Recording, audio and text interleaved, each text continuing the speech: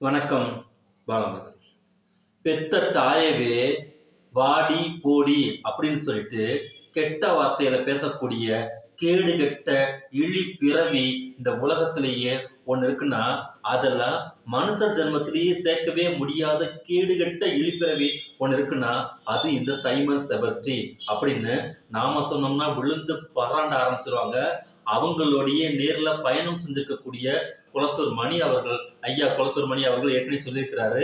இவன் அவ்வளவு அற்பத்தனமான கேடு கெட்ட முண்டம், இவன் அவ்வளவு மோசமானவன். அவன் தராதரம் இல்லாம எல்லாத்துக்கிட்டுமே இந்த மாதிரி பார்டர் லெவல் வேர்ட்ஸை தான் இவன், அன்பார்லிமெண்ட் வேர்ட்ஸை தான் இவன் யூஸ் பண்ணுவான் அப்படின்னு சொல்லியிருக்கிறாரு. நாம கூட சரி ஓகே, ஏன்னா அவங்களாம் கூட பயணம் செஞ்சிருக்காங்க. இவன் அடிக்கக்கூடிய இந்த புருடா இருக்க பாத்தீங்களா, உலகத்திலேயே இல்லாத புருடா ஃபுல்லா அடிச்சிட்டு இருக்கும்போது நாமும் சில விஷயங்களை சரி ஓகே, எது உண்மை எது பொய்ன்னு ஓரளவுக்கு நம்மளால அனுசரிக்க முடியும். ஆனா இந்த மாதிரி அடுத்து அதிர்ச்சி தரக்கூடிய மோசமான வார்த்தைகள் எல்லாம் இவன் சொல்லியிருப்பானா, இவன் சோத்தத்தான் தின்றானா இல்ல வேற எதையா தின்றானாங்கிற ரேஞ்சில் நம்ம யோசிக்கும் போது இவை அனைத்துமே உண்மை, 100% உண்மை அப்படிங்கிறத இப்ப இவன் நிரூபிச்சிருக்கிறான். அது யாருன்னு கேட்டுட்டீங்கன்னா இந்த பிரபாகரனோட மகன். அவன் இவன் எங்க போன பிரபாகரனை வச்சுதான் நான் எல்லாமே, நான் பிரபாகரன் நினைச்சுதான் யூரினே அடிப்பேன் அப்படின்னு சொல்லிட்டு வாய் முழக்கம் பண்ணிட்டு இருக்கக்கூடிய இந்த கேடுகட்ட பொறுக்கி பிரபாகரனின் அண்ணன் மகனை என்ன வார்த்தை சொல்லி பேசியிருக்கான் அப்படிங்கிறது எல்லாருக்குமே தெரிஞ்சு போச்சு. அது பீப் கொடுக்கக்கூடிய அளவுக்கு அந்த வார்த்தை வந்திருக்கு. அவ்வளவு தரங்கட்ட, என்ன பயன் சொல்லக்கூடிய அதை நம்ம திட்ட முடியல. அவ்வளவு தரங்கட்ட கேடு கிட்ட அதை எச்ச பொறுக்கி இந்த வார்த்தையை பேசிட்டு அவன் பாரில கடந்து போயிட்டான். பின்னாடி இவனுக்கு சொம்படிக்கிறாங்க பாத்தீங்களா இந்த ஜாம்பிஸ் கூட்டம் எல்லாமே. அதுக்கு ஒரு அடிஷனல் வீடியோ போடுறானுங்க, கேடு கெட்ட ஈத்திர பைய அப்படின்னு. அதுக்காக அந்த உலகத்துல பீப் போடுவாங்க. எவ்வளவு தூரம் இவனுங்க மாமா வேலை பார்த்துட்டு இருக்கானுங்க, எவ்வளவு தூரம் இவனுங்களை பொழைச்சிட்டு இருக்காங்க அப்படிங்கிறது தான் இப்ப இவங்க பண்ணக்கூடிய வேலை. என் மணி வச்சிருக்கக்கூடிய இந்த வேலைக்கு பாருங்க, இவங்க பண்ணக்கூடிய சப்பக்கட்டையும் பாருங்க.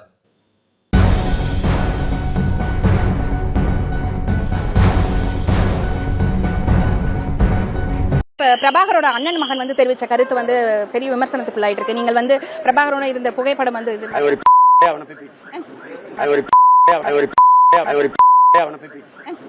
பிரபாகரோட அண்ணன் மகன் தெரிவிச்ச கருத்து பெரிய விமர்சனத்துக்குள்ளாயிட்டு இருக்கு. நீங்கள் பிரபாகரோட இருந்த புகைப்படம் பார்ப்பனர்களுடைய கலாச்சாரம் என்னன்னு கேட்டுட்டீங்கன்னா, அம்மாவை பெத்த தாயையும் அவன் வாடி போடின்னு தான் சொல்லுவான், அக்காவையும் வாடி போடின்னு தான் சொல்லுவான், தங்கச்சியையும் வாடி போடின்னு தான் சொல்லுவான், பெத்த மகளையும் வாடி போடின்னு தான் சொல்லுவான். அவனுடைய கேடுகட்ட இந்து மதத்துல பார்ப்பனிய சனாதன தர்மத்துல தான் அவன் என்ன சொல்லி வச்சிருக்கான்னு கேட்டீங்கன்னா, பெத்த மகளையே கல்யாணமும் பண்ணிக்கலாம், பெத்த மகளையே பொண்டாட்டியா வச்சுக்கலாம். அவ்வளவு கேடுகட்ட வேலையை சனாதனம் வச்சிருக்கு. அது யாருன்னு கேட்டீங்கன்னா, இந்திரனுடைய மகள் சரஸ்வதி, இந்திரனுடைய பொண்டாட்டி யாருன்னு கேட்டா சரஸ்வதி. இதை பேஸ் பண்ணி தான் பெரியார் எவ்வளவு ஈத்திரத்தனமா இந்த மதங்கள் இருக்குன்னு சொல்லும் போது பெரியார் பேசினாருன்னு சொல்லி இவங்க கிளப்பிட்டு கொண்டுட்டு வந்துட்டாங்க. ஏண்டா கேடுகிட்ட பொறுக்கிகளே, இப்போ ஐஐடியில இருக்கக்கூடிய ஒரு கேடுகிட்ட தரங்கிட்ட காமக்கோடிய ஒரு கேடுகிட்ட ஒருத்தன் மூத்திரத்தை குடிங்கன்னு சொல்லிட்டு இருக்கிறான். பசுமாட்டோட மூத்திரத்தை வாங்கி குடிக்கணும். அதை விட இன்னும் ரொம்ப ஸ்ட்ராங்கான மூத்திரமெல்லாம் இங்க நிறைய இருக்கு, வாங்கி குடிக்கிறான். அந்த அளவுக்கு அவனோட மூத்திரத்தையும் இவங்களுடைய கேடுகட்ட கலாச்சாரத்தை தலையில தாங்கிட்டு தெரியக்கூடிய இந்த கேடுகட்ட சைமன்ஸ் கபோதி அந்த பிரபாகரன் அவர்களுடைய அண்ணன் மகனை இந்த வார்த்தை சொல்லிட்டே இருக்கான். பின்னாடி இவனுக்கு போட்டிருக்கக்கூடிய இந்த வார்த்தை எவ்வளவு தூரம் அற்பத்தனமான வேலையை இவன் செஞ்சுக்கிட்டு இருக்கிறான் அப்படிங்கிறதுக்கான வெளிப்பாடு தான். வெளிப்பாடுங்கிறத இப்ப நம்ம பார்த்துட்டு இருக்கோம். இதுல சித்தம் மொத்தமா கலங்கி போன மாதிரி 3000 பேரை கொண்டுகிட்டு அடியோட பறிச்சுக்கிட்டு வேறையே பறிச்சுக்கிட்டு போற மாதிரி மொத்தமா பறிச்சுக்கிட்டு ராஜீவ்காந்தி கொண்டுட்டு போய் நமது மாண்புமிகு முதலமைச்சர் அவர்களுக்கு முன்னாடி அமர்த்தி, நீங்கள் வந்திருக்கக்கூடிய இடம் மிக சரியான இடம், பண்பின் அடிப்படையில் இருக்கக்கூடிய இடம் அப்படிங்கிறத சொல்லி அரசியலை நேர்த்தியாக கற்றுக்கொள்ளக்கூடிய இடம், தமிழ்நாடு எந்த அளவுக்கு மேம்பட்டு வளர்ந்திருக்கிறது அப்படிங்கிறதுக்கான உரம் எரு போட்டு உரம் போட்டு வளர்த்திருக்கக்கூடிய இடம் திமுகங்கிறதுக்கு மிகப்பெரிய சான்றாக சரியான இடத்துக்கு அந்த தம்பிமார்கள் எல்லாம் டிரான்ஸ்பர் ஆகி போயிட்டாங்க.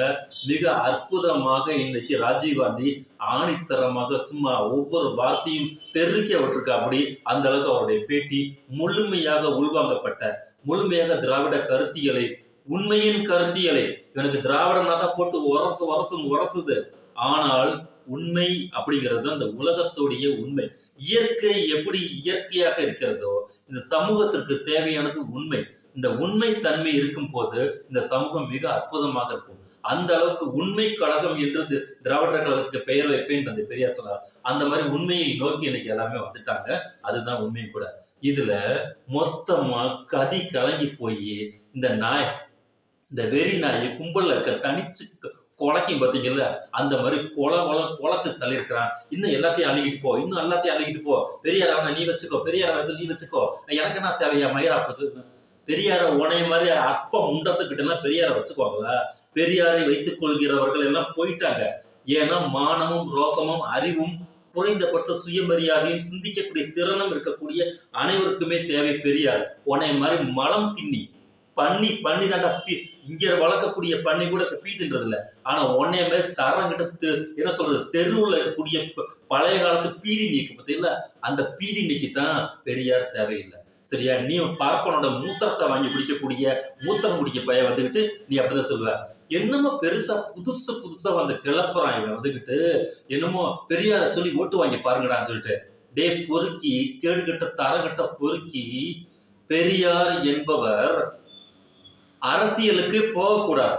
சமூக சீர்திருத்த இயக்கத்தை, இந்த மக்களுக்காக தனது கோட்பாடுகள் கொள்கைகள் அனைத்தும் அரசியலையும் தாண்டி உனது கையில் இருக்கக்கூடிய பொருளை செலவு பண்ணி மக்களுக்கு சீர்திருத்தம் செய் அப்படின்னு சொல்லி 70-80 வருஷம் ஆச்சு.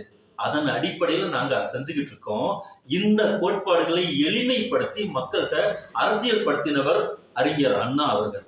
சரியா? இதுக்கெல்லாம் குறைந்தபட்சம் அறிவு வேணும், குறைந்தபட்சம் சிந்திக்கணும், குறைந்தபட்சம் வாசிப்போம் அனுபவம் வேணும். இதெல்லாம் உன்கிட்ட எதுவுமே கிடையாது. நீ ஒரு பார்டர் லவர், ஒரு 1ஆம் நபர் வந்து என்ன சொல்றது, பார்டர்ல பொறுக்கி நீ தெருவுல வந்து இந்த பாத்ரூம்ல எழுதுவாங்க தெரியுமா, ரோட்டுக்கரில் அவனுக்கு இவனுக்கு இல்லைங்கிற அந்த மாதிரி கேடுகிட்ட தரங்கிட்ட பொறுக்கி பையன். நீ உனக்கிட்ட எல்லாம் பெரியார் பத்தி பேசுறதுக்குல இங்க ஒண்ணும் இல்ல.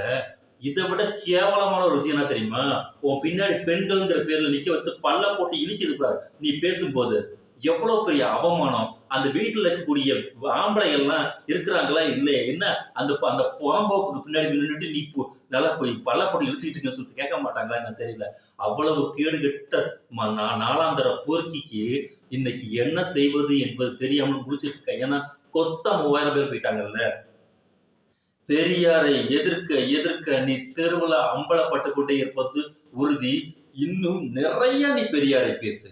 முன்ன கூட வந்துகிட்டு என்னடா இவன் ரொம்ப ஜாஸ்தியா பேசிட்டு இருக்கான, எல்லாத்துக்கும் வெறுப்பு ஏற்படக்கூடிய சூழ்நிலையில இப்போ நீ வந்துகிட்டு பெரியார பேசத்தாண்டா புத்தக கண்காட்சியில வந்து பயங்கரமான விளைச்சல். இளைஞர்கள் வந்து மிகப்பெரிய அளவுக்கு பெரியாரின் புத்தகத்தை வந்துகிட்டு வாங்கிட்டு போயிருக்காங்க. வாசிப்பு அனுபவம் பெரியார் அனைவரிடமும் போய் சென்று சேர்ந்து கொண்டிருக்கிறார். ஏன்னா உன்னைய மாதிரி தெருநாய்கள் அவ்வப்போது பெரியாரை மிகப்பெரிய அளவுக்கு கூச்சல் போட்டு கத்தும் போதுதான் அமைதியின் வழியெல்லாம் செல்போன் ஓடிட்டு இருக்கக்கூடிய இளைஞர்கள் என்ன இவன் ஜாஸ்தியா பேசுறானே, என்னதான் இருக்குன்னு சொல்லி வாங்கி படிக்கக்கூடிய சூழ்நிலைக்கு உருவாக்குவதற்கு நீ ஒரு காரணமா இருக்க. அது தெளிவாக தந்தை பெரியார் எங்களுக்கு சொல்லியிருக்கிறார்.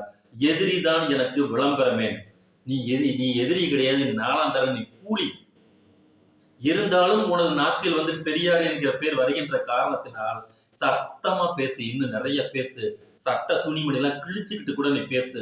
தெருவுல ஒட்டு துணி இல்லாம நீ வந்து சுத்த மெண்டலா ஊரா அலைய போறத வந்துட்டு இந்த தமிழ் சமூகம் பார்க்கும். அந்த நாள் ஒரு நாள் ரொம்ப தூரத்துல இல்ல, சீக்கிரமா அது வரும். ஆரம்பிக்கலாம்.